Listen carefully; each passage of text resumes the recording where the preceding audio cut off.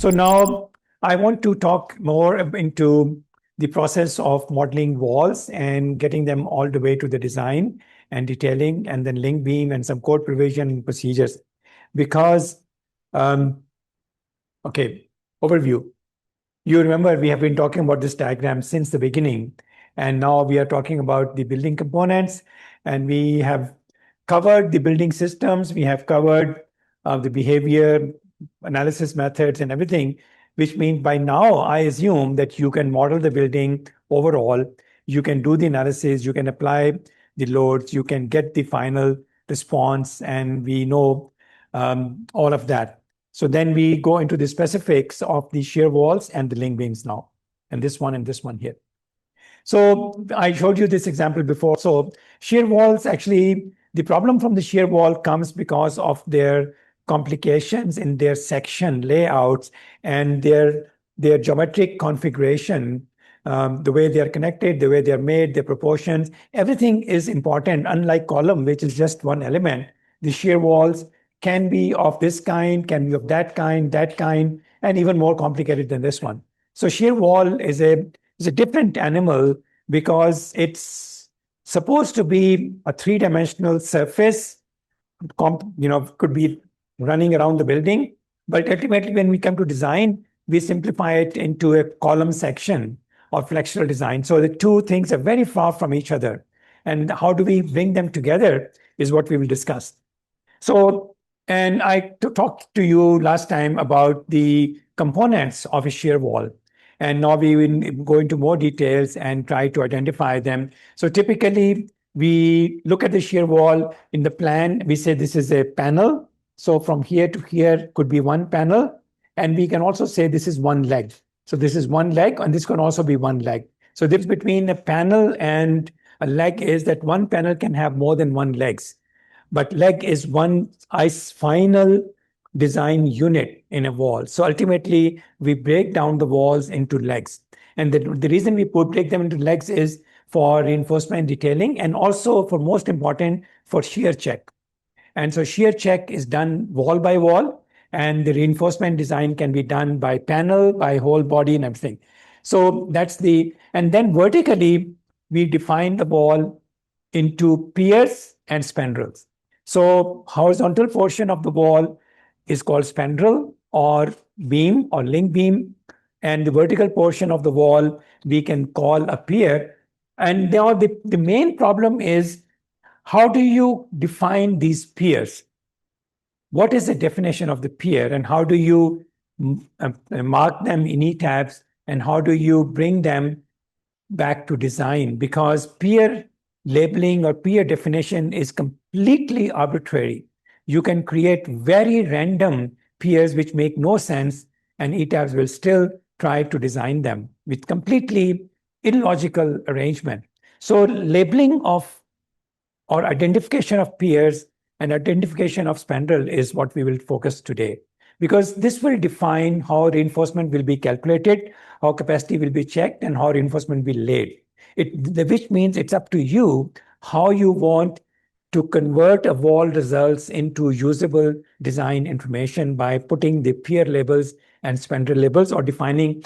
So one way, for example, if you look at this wall now, I can say this is one pier, this is one pier, this is one pier, this is one, two, three, four, five vertical piers. I can say that. Or I can say this whole wall is one pier. Or I can say this portion is one pier, this portion is one pier. So any number of configurations can be used arbitrarily, and program will give you no warning that this is correct or not correct. So it all depends on how you put the labels of the piers. And that's what we will talk about today, because that will determine the design and checks and everything. Okay. So currently this is pier, vertical portion is pier, and this portion is with spandrel. Sometimes it's hard to see how much this depth should be before you convert it from a pier to a spandrel. So some engineers model them as both. They will label this as a pier. They will also label it as a spandrel, which is possible. So it will be designed horizontally for spandrel as a beam, and vertically as a pier. So vertical piers are always vertical, spandrels are always horizontal. But you can break down the wall into overlapping regions, which both are pier as well as spandrel. When you are not clear, or some cases can arise from that. All right, so let's go. So this is the shear wall construction options. This is the traditional one, reinforced concrete, like this one. And then we have the composite with the plate both sides, and we have composite with the plates and sections inside. This is the most common one people use. And now people are moving to, then they move to this one in China a lot. And then in US, they're moving to this. This is the most recent development in shear wall construction. And the reason is that they just put two plates outside, no need for the formwork, and those plates become permanent reinforcement, and they become confinement, and then you just connect them and pour concrete in there, and you're done.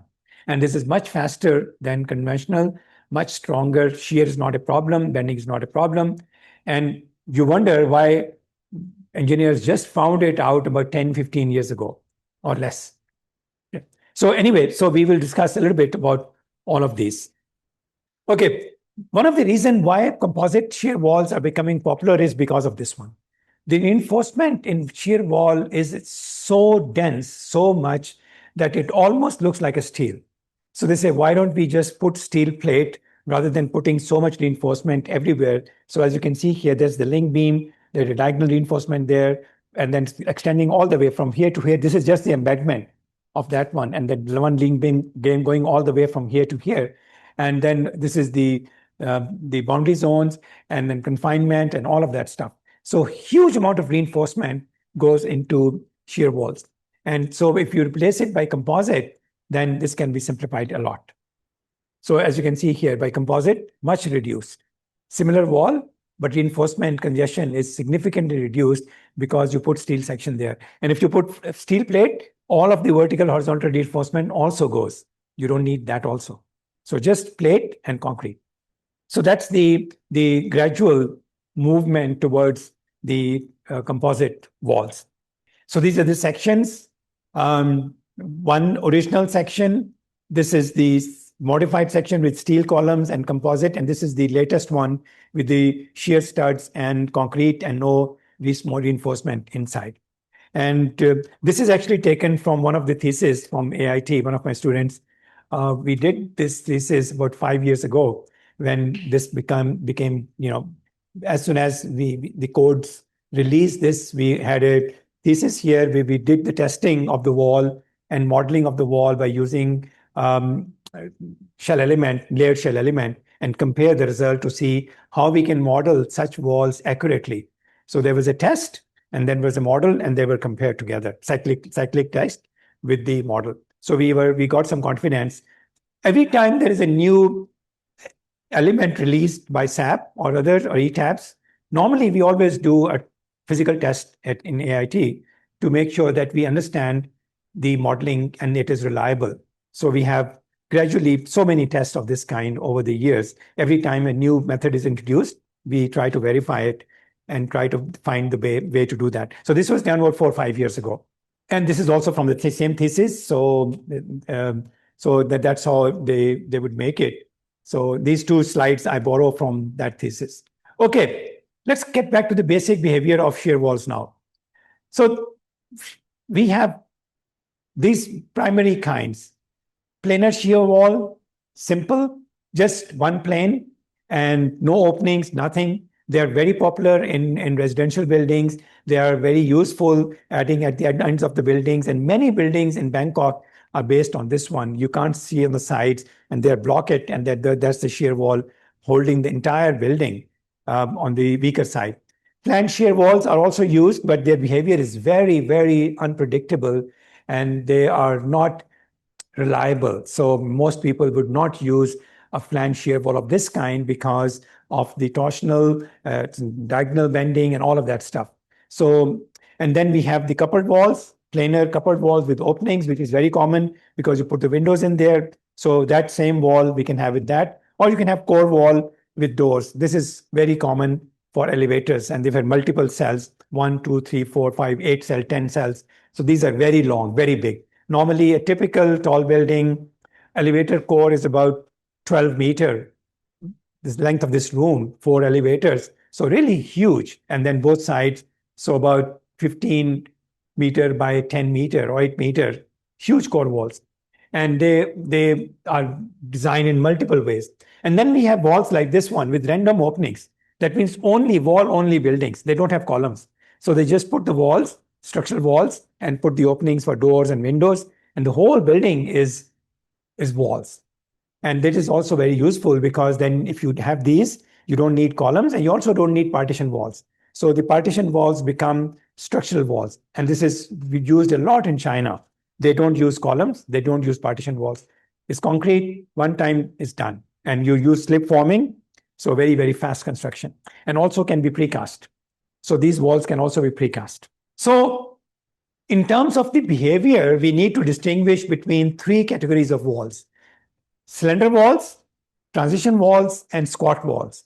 The slender walls are the one which, slender walls start from this, squat walls, let us start with them. Squat walls are the one which very short. That means their height over length ratio is less than 2. That means if there are 6 meters like this one, then they are shorter than 12 meters in height. So they are called squat walls. That means their primary behavior is shear. They are not going to have any flexural bending. They're just shear panels. And they are normally for tall buildings, they're not used, but sometimes they're present because you have basement. So we have a basement, for example, 4-story high basement, but the basement length is very long. So that basement wall will become a squat wall.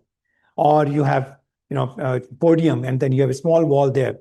So squat walls are present. We have to identify them. They are not designed by the same procedures as the traditional walls that we design. So they are designed for shear, not for bending. And then we have the transition walls in between this one and slender walls, which are on this side. That means their height is about 2 to 3 times more than their dimension. And they are primarily just big columns in a way. They are primarily governed by flexure. So we talk about bending moments, we design them for flexure and check for shear. So they're just like columns in terms of the response. These are not columns. They are purely shear. They sometimes can be used as the deep beams. Strut tie models can be used. So all of those theories are used, not flexural theory. This is clear. In between is a problem. We can use either one of those approaches. And this one are supposed to be ductile. These cannot be ductile. So if you're using for seismic response, we cannot use squat walls because their behavior is always brittle.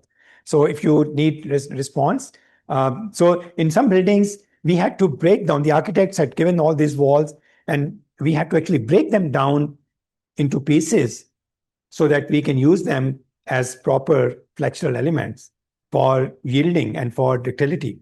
Because the way they were designed, like long whole wall for this building, and they didn't need opening, so they didn't break it, but structurally we broke them into pieces so that they can each perform independently. So this is the behavior of a typical slender wall. So it will bend like this. It will have a bending moment profile roughly like this, and it will have the stress profile like this. You will have tension on this phase, compression on this phase, and then a typical bending moment, flexure behavior, deformation, bending moment, and stresses. They all indicate that this is a primarily flexural element. So wall act as a fixed base, vertical cantilever. That's the typical behavior. But of course, it is modified by the frame interaction. We talked about that. So it might bend back and the frame might pull it back. So it may not be completely cantilever. If it is attached to a frame, then it will go back like this one is going like this one and then straightening up a little bit.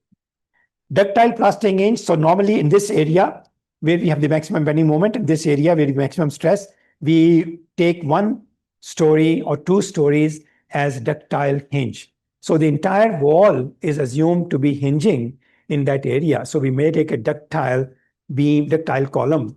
So this is the ductile zone around this area where you can see the parallel stresses. This will become the ductile zone.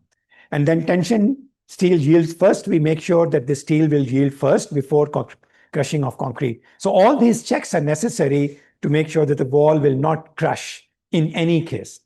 And steel will yield long before that in tension. Never yield in compression and concrete must not reach the capacity of compression. Boundary elements are normally required for improved performance, improved ductility, control of the confinement, and so on. And then shear checks are still required in the end. So that's the general procedure. Very simple, very straightforward, not so complicated. You start with the configuration, calculate the bending moment, calculate the reinforcement, check for ductility, and then finally check for shear. Okay. And sometimes shear will be a problem. When you check for shear, thickness will not be enough. You try to increase the thickness, architect will not allow you. Then you go to composite. Then you put steel plates in there and you find some other way to handle the shear. Because shear wall thickness is very critical for everyone. You cannot get what you want because it cuts into space. So that's why it's important that we go through the process and find the right thickness. Squat walls are like this one. So they have mostly disturbed region everywhere. So their failure modes are primarily diagonal tension and sliding shear. We have already talked about strut and tie models. So we took the diagonal tension, diagonal compression, and sliding at the base. Those are because they're so strong that they will not bend, but they can actually slide on the foundation. They attract so much force because they're so stiff. So their stiffness is very high. So they attract a lot of force, and that force will actually cause them to just slide on the foundations. So shear will be very high, diagonal tension, diagonal compression, this will be very high. So we check for those using strut and tie models. But normally for tall buildings, we try to avoid them. Like I said, if you find them, you break them down. Don't use them. So here the horizontal reinforcement is primary because the shear, so you need horizontal reinforcement, very limited ductility, and we use with care in seismic zone. In fact, we don't use them in seismic zone unless really necessary. Okay, now we talked about a lot about taking advantage of the coupling.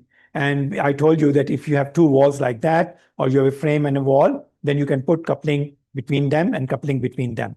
And this coupling basically changes the behavior from single element to a coupled element. And the coupling ratio, which we will discuss maybe next lecture, how to calculate this coupling ratio, because that's very important. How much this coupling is affecting, that means how much moment. So if I go back, so if you apply a horizontal load here, the total moment on this system, maybe let's say 1000. And so that's the total moment for a horizontal force multiplied by height, you get a total moment. And then if you have coupling, then each beam will have shear in that one. So that shear multiplied by the length of the beam and added together will be the coupling moment. So that coupling moment versus the total moment, that ratio is the coupling ratio. So we try to see 0.2, 0.3, 0.4 coupling ratio will be good. That means you reduce the primary moment by 30, 40% through axial force through the shear. And I will talk a little bit more about this one next time. So, but we should check the coupling ratio for coupled beams. Easy to check because all you need to do is check the shear in the coupling beam multiplied by the length. So the moment carried by each coupling beam and the moment carried by the two walls as a couple will define the coupling ratio. And like this one also. Okay, so when we have this one, so now let's see what happens. So that's the wall.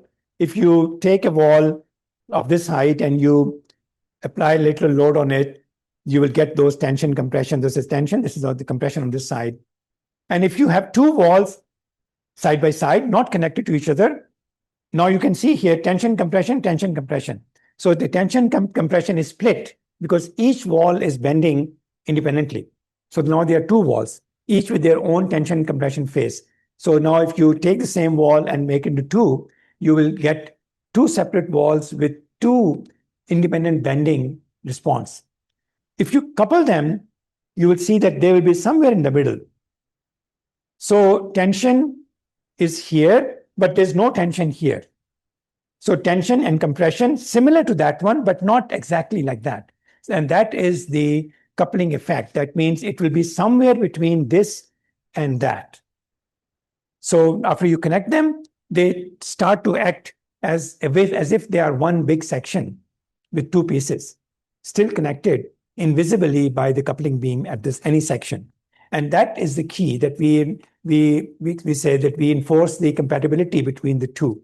But actually, it's not really compatible. There is a shift.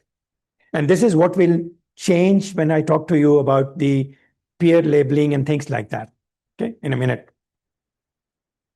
So now somebody can say that I want to design these two walls as separate wall like this, so they can call this as one pier and design them as two piers.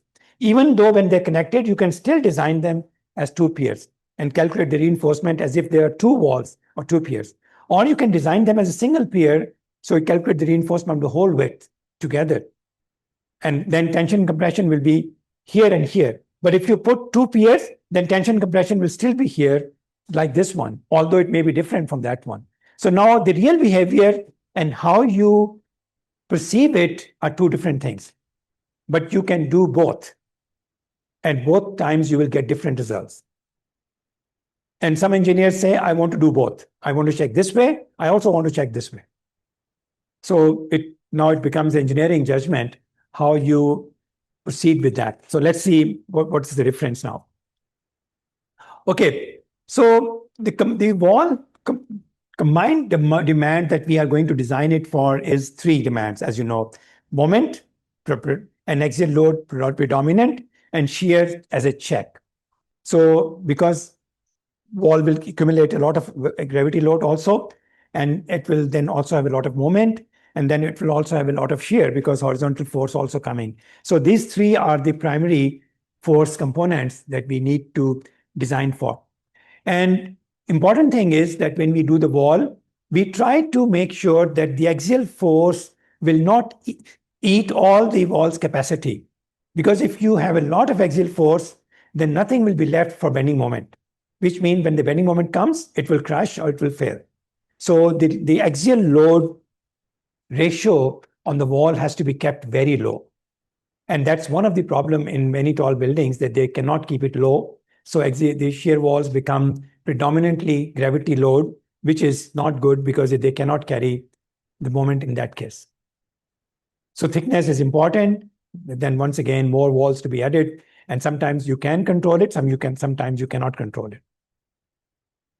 But anyway, so overturning moment from wind and seismic, reversed every cycle in earthquake, of course. So we have to design for moment reversal, then creates tension and compression in wall on both directions. So each direction has to be designed for tension and compression both. Governs slender walls, like I said, which is taller than this one, and controlled by vertical reinforcement and boundary elements. So that's how we handle the bending moment. For shear, story shear transferred into wall. From each story, the shear will go into wall will actually resist. So there's a whole strong shear at every floor, and it accumulates as we go down. Diagonal tension is primary failure mode and amplified above seismic base shear. And this is very important. Normally, if a shear wall shear, we amplify the demand calculated by traditional methods. We don't use the same reduction as we talked about this one when I showed you the higher mode effects. And I said that shear is not, there is no yielding in shear. So the shear demand must be amplified again by omega factor. So we have to make sure that we use omega factor properly to amplify the shear design. Controlled by horizontal reinforcement, critical at base, maximum demand and at the foundation interface. Sometimes at higher level also shear is a problem because of higher mode effects. Axial force, gravity, compression from top, and it keeps increasing. From seismic, also we can get it net tension or net compression, especially for coupled walls. Axial change, moment capacity, it will reduce the FPM interaction if you have large axial load. Hinge compression helps until stability governs. So if you have axial load, of course, it will help the hinge to some extent until the wall may buckle or may crash. So coupled walls, coupling beam shear adds axial force, as I showed you earlier. So if you have a coupling beam, then the axial force in the legs will increase because of the coupling effect. So all these things a very important slide for you to understand what are the things that we need to consider and where they are coming from. Okay, going back to our previous slide I showed earlier, I want to compare now the efficiency of the shear walls in terms of the moment and the problem with the axial. So if you have a column like this one, the axial load capacity is 78,000 for this one, roughly. And moment capacity is 42,000. So which means it can take a lot of axial load and a corresponding moment. But if I cut it into a shear wall, then the axial capacity reduces much faster than moment capacity, which means that now axial load will be a problem here because axial load has to be reduced a lot, 1/3, and moment only becomes half. So that's the problem here, that the moment capacity is still there, but because of the axial capacity loss, we might utilize it in compression. And that's a major issue for the shear walls. And now, whether we have a wall like this or a wall like this, the moment capacity doesn't change much because the size is similar in one direction. Of course, in another direction, it might change on the one side. So now, as you can see from here, the moment capacity is unsymmetrical. In one direction, it is more. In one direction, it is less. So that means the wall is no longer symmetrical about this bending and that bending. But earthquake is always symmetrical. So which means that on one direction, the wall will have a better response, better capacity, and not so good capacity when the moment is coming, earthquake reverses. This is not good because you have unsymmetrical response for earthquake cyclic loading. So which is actually not a preferable thing in a seismic zone, because both direction it should be similar. So which means it's quite possible that the wall will get damaged in this area first because of this cyclic loading and unequal capacity in the two directions.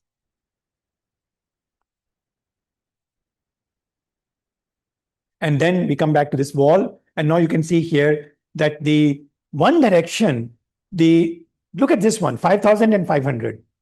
So this wall is 10 times weak in one direction than the other direction.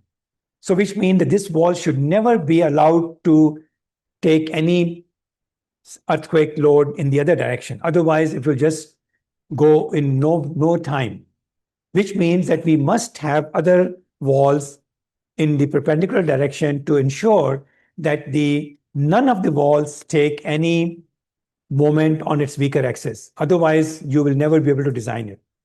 And I mentioned at that time also, and now let's come back to again, if you are using a wall like this in your model, make sure that you set one of its secondary moment reduction factor to nearly 0.1 or very low. So the stiffness in the weak direction should be set to nearly 0, so it does not attract any moment, even accidentally. And you can say that, okay, in reality, there will be some moment, true, but we will allow in that direction for it to be just yield. We don't worry about that. But you won't be able to design it. So a lot of engineers make the mistake of keeping that full capacity, stiffness capacity on both direction, and they get the secondary moment, and then they try to design it, and they end up with a lot of reinforcement and still cannot satisfy because the weak axis will keep failing. So that's why it's important that we model these walls properly. Okay, planar versus core walls. So now this is what I was saying. Now, if you check each wall independently, it's very, very bad. But if you check the whole wall as a core, it's pretty good. So that's the advantage of the core wall, that when we have the core wall, then as a unit, their capacity in all direction is very reasonable and very reliable. So that's why because in this direction, this will take the bending moment. In this direction, this will take the bending moment. So local bending moments are relieved. So you get a very good capacity and response in both directions. So you get this curves. Okay, let's get back to ETABS now and how we are going to do this. Okay, let's see. These are the typical walls in ETABS that you can add by templates. As I mentioned to you that we wrote this long time ago. The idea is for quickly people to be able to create some standard wall configurations. Okay. And if you use this template, the program will automatically label the piers and spandrels because it knows what the configuration is. But normally we don't use the template because real configuration may be different. So that means we have to manually label the piers and spandrel for the purpose of design. So that's what we are discussing now. Okay, so this is, I created a small building and I created these 5 walls. Wall number 1 is just single. Wall number 2 is 2 walls, not connected, just connected by slab. Number 3 is 2 walls connected by spandrel. These two are identical, but I use different pier labeling in this one to show you. So in one case, single pier. In this one, 2 separate pier. And we'll see what happens then. And this one is 2 walls connected by a beam spandrel, not a wall spandrel. So you can also connect it by a beam. So that means now we have 4 or 5 ways to model a simple wall panel. And I want to compare how they will behave and what the design outcome will be. Clear? Okay.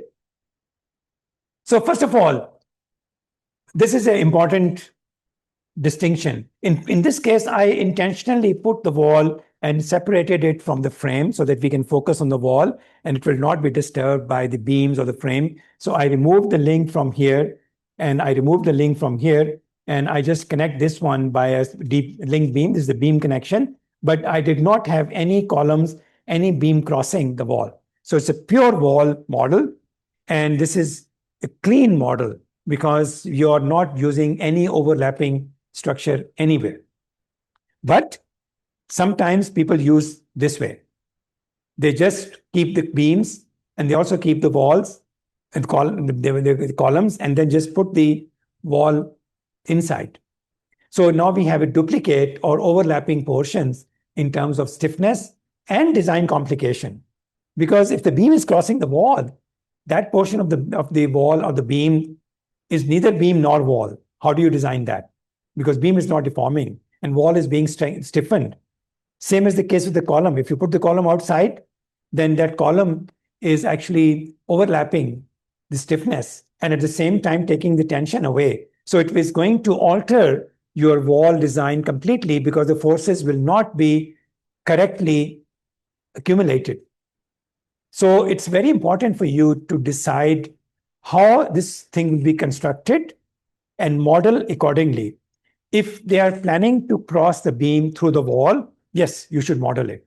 But normally they won't because it will obstruct the construction of the wall. So normally the walls are constructed first in a tall building through slip forming. Floors are constructed later, not together.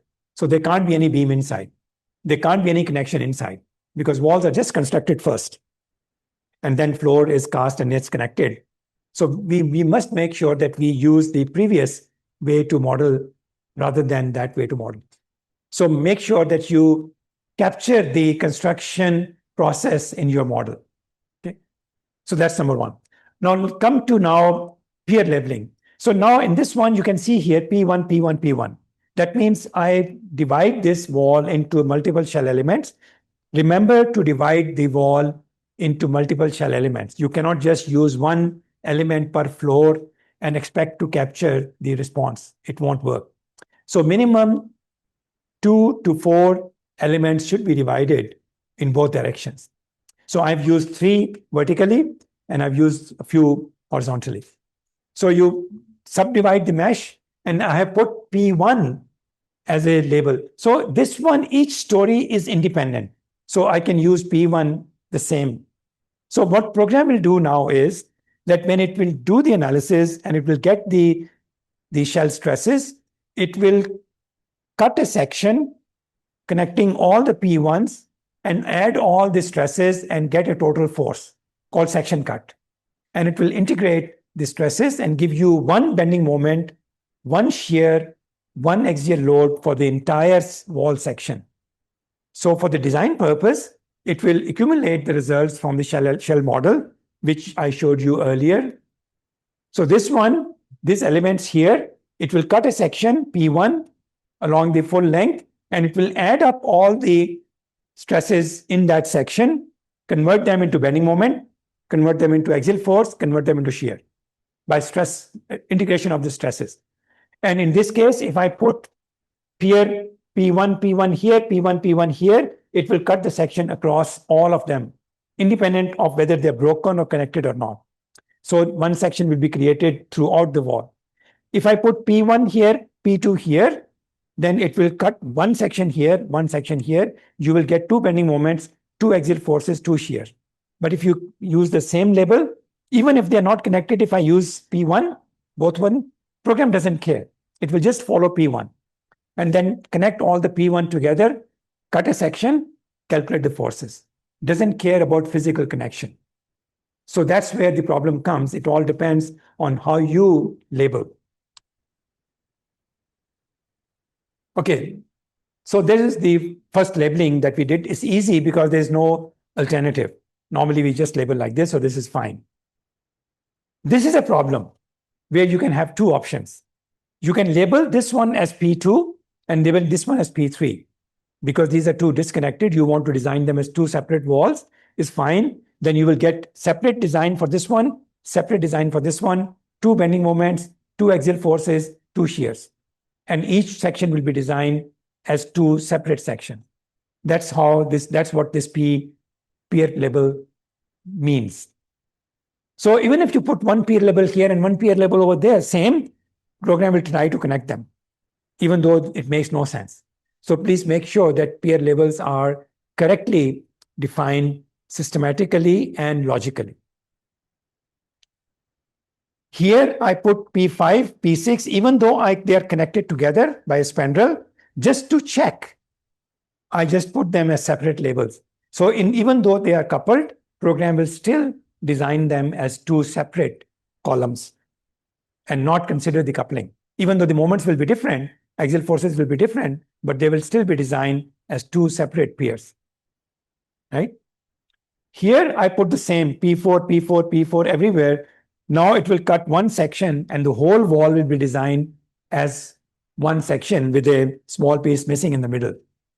So it will be designed as one section, even though, so it will design this as one section. So calculate the PM diagram as if this is one section, even though there's nothing in between. So it will assume that this section deforms together following the plane section remain plane concept. So that's the key here. Okay. And then spandrel number. So I put this one as S1. So this beam will be designed, they'll be connected together and called one beam and designed as one beam for horizontal portion. And this one, I use P7, P7, I connect them through a beam. So I use the same pier label. So now you can see that we have several configurations, several options, several ways to do this one. And you should study this in your project also, see how the results change. So you deeply understand the implication of pier spandrel labeling and the output and the impact of the final design. Okay, so now I put them side by side. So this is one, this is the second one, this is another one, this is another one. So now we have these models in the same, I put them in the same ETABS model, apply the same load, so we can compare what happens to their bending moments and so on and so forth. And this is easy to use, easy to do for you also. So this is the single pier labeling. This is P4, single pier labeling. This is P5, P6, separate pier labeling. P2, P3, separate pier labeling. And that's how you will get the bending moments. In this one, you got one bending moment, one pier. So program will create one pier. You can see the pier line. And if you look at the pier results, it will show you one bending moment. Here also one bending moment, even though there are two legs, because I use the same pier label. Here, two bending moments, even though they are connected, because I put two pier labels. Here, two bending moments, they are disconnected, but I two pier label. So depending on your pier labeling, it will create the piers and calculate the forces and bending moments and design accordingly. All right. That's the most important thing all these slides are trying to make. Now, spandrel. So this one is giving you shear. That's the shear in the spandrel. Bending moment in the spandrel. Very large bending moment and very large shear will come in the spandrel because they're trying to do this one. So spandrel, spandrel, spandrel, no spandrel here. So it will be like this one. And finally, the reinforcement. So when you design, the program will give you reinforcement at each floor combined for that whole pier section, total reinforcement based on the bending moment. So now it is telling me 22,000 millimeter, 9,000 millimeter, and so on, so forth. So that is the total reinforcement at that location that you need to put vertical reinforcement. And here it is giving you two separate reinforcement, left and right reinforcement is equal, and this one a little bit different in this case because they are not connected, so they're both equal bending moment. Here the bending moment in the left and right will be slightly different because of the direction, because of the spandrel in between. So now you can see that from modeling to labeling to demand to reinforcement, all depends on how you do it, and you can get different results. And then you can go to the pier reinforcement design in ETABS, go to tables, and then you open the table, and then you have this. This is one table. I've split it into this one, a very long table. So you can see from here, this is the pier label P2, story number 6, station number top, bridge design type is uniform reinforcement. You can have uniform or CNT, two options there. And then edge rebar, end rebar, rebar spacing, percentage reinforcement, current reinforcement, then leg 1, leg 2, leg 3, and whatever legs are there in that pier, it will find all the legs and give you leg by leg until you get all the shear reinforcement and then neutral axis depth, neutral axis limit, boundary zone, and so on and so forth. So this is like very long table for total pier design. So you need to be able to understand this table, convert that into final design output. And for the spandrel, you get similar output, shear reinforcement, and then top and bottom bars, and so on and so forth. So this is a design as a beam. So you get a column, wall, leg detail, and then you get a horizontal reinforcement detail when you look at the results. And then in ETABS, and then you'll also get the summary design calculation. It will give you the omega. So you use omega naught of 2.5. It magnified the demand for shear by 2.5 times, calculating by dividing by R, then multiplied by omega, because the shear is not yielding. So these things are very important. If you miss omega, that means you are under designing for shear significantly. That's why the shear demand is so large, because of the omega. And then you have this one, story, material properties, design. So it is a summary of that table in one page. Okay. So for each pier, you can get this design table. We use this data to do the detailing. You should look at the detailing also. And as you know, detailing was developed here. So you should go in. So it has automatically found how many types of walls it must detail based on the section, based on the reinforcement, based on the connectivity, based on the pier labeling. So first what it does is, it first looks at the geometry, doesn't look at the pier labeling. For creating walls, it just looks at the geometry. If they're connected together, they will be connected like this one is connected, so it becomes only one, WS4, WS3. And if they are disconnected, then they will be separate, two different walls. So it's a geometry-based connection. So it finds that, and then superimpose on that the pier design reinforcement, and then create the final reinforcement. So this is what the detailer will give you after you finish the design. It will give you the reinforcement for that wall, for these two separate walls, and this one combined coupled walls, and this one, and so forth and so forth. So it will just give you the design and reinforcement detail based on that. It tries to interpret, very hard thing to do, because it's trying to understand what engineers has done geometrically and what the engineer has done in reinforcement and put them together. And you can do a lot of editing in the reinforcement to improve that. Okay, design detailing and capacity. So now the thing is that it's one thing to go from this side to this side. And because let's say you started a wall like we did now, we started some size, some thickness, and then you calculated the demand. But actual reinforcement is governed by how you place it. Actual capacity, minimum reinforcement requirement, confinement requirement, boundary zone requirement. There are so many rules. So actual reinforcement placed in the wall will not match what the demand was used to design it, which means the capacity now will be very different from what it was expected to be. So that's why the final capacity and ductility depends on the reinforcement that we provide, not the one that we calculate. So which means we have to do a final recheck on the provided reinforcement on capacity and ductility. So that's why this is an important step. So this is what I was saying. This is the reinforcement that we provide, just uniformly distributed like the assumed design by ETABS. But later, you have to follow the codes.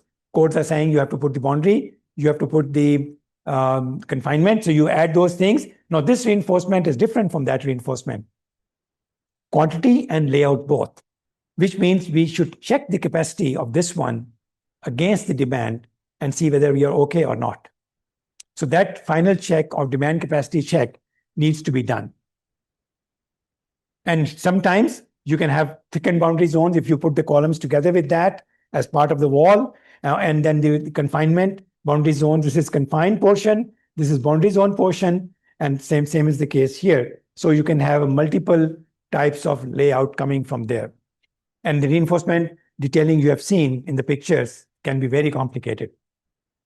And finally, based on that, we need to get back to do a capacity check. So a lot of engineers actually don't allow ETABS to do all of that. They redraw the wall section in the section designer, put all the reinforcement again from the detailing, and then ask the program to just do the capacity check. They don't ask for design. They start with the design, do the detailing, go back and update the section from this details, and then rerun the program and say capacity check. The program, ETABS has two options for walls, design or check. So if you specify the section, it will check the capacity. If you didn't specify the section, it will calculate the reinforcement. Normally, both have to be done for proper evaluation. And this is the difference. So if you use this reinforcement and this reinforcement, there'll be this difference in capacity here, depending upon how you place the rebar. Same amount of reinforcement, just distribution will change the capacity. And now come to the boundary zones. So these requirements are something that we need to be very familiar with because this is a detailing thing. It's not about design. It's about how you place the reinforcement, how you confine it, and all of this is targeted for ductility. And so first thing is ordinary boundary element. This boundary element is just for improving the capacity of the wall section for bending moment, not wasting reinforcement in the middle, which is not used for bending. So ordinary boundary zone, not confined. So you have separate specific rules for that. So you can see here the maximum spacing is about 14 inch, which is quite large, 350, 400 millimeter. This is for the special boundary zones. And here spacing is, this one is, but also limited by 2/3B. So other rules come up. So there are many rules now and hoops limits. So many rules come up now. So you have to make sure that you follow 4 or 5 more rules to place these bars properly. And this creates a lot of congestion on the boundary zones. And that's where people put steel section. They said, this boundary zone is too much. I will take this out and put a steel column there and make it composite so that you don't need to do all of that. So that's how it will look like. So capacity will vary, the reinforcement will vary, the demand will vary. So you can have a capacity demand plot vertically. You can have the bending moment requirement, and then you can have the actual capacity plot side by side to see whether you are satisfying the capacity throughout the height or not. And this is the boundary element vertically. You have to confine them on a certain height because, as I mentioned to you, at the base of the wall, we are expecting hinging for a certain height, roughly equal to the width of the wall. This height will be roughly what width of the wall. So it could be 2, 3 stories, not just 1 story. So during that portion, you need to confine it so hinging can be done properly. So boundary is not only horizontally, but also vertically. And this is the way that, minimum boundary length, confinement, we try to put that in a mind map for different configuration. So this is depending on the leg. Each leg is confined. You can see here, this is treated as one leg, one leg, one leg. This is 2 legs, one leg, second leg, one leg, second leg. So each leg is confined on its own axis. So this is where the leg concept of leg comes in. So finally, the wall detailing is based on legs. How many legs it has. Each leg needs to be defined, designed for confinement and also for shear.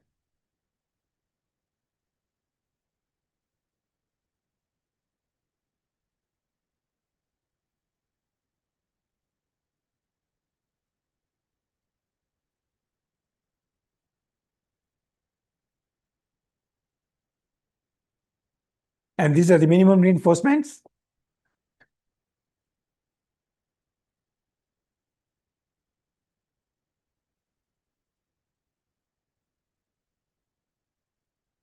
Okay, so we already showed this one, pier forces table. I already showed you, and I've shown you all the tables. So let's stop here.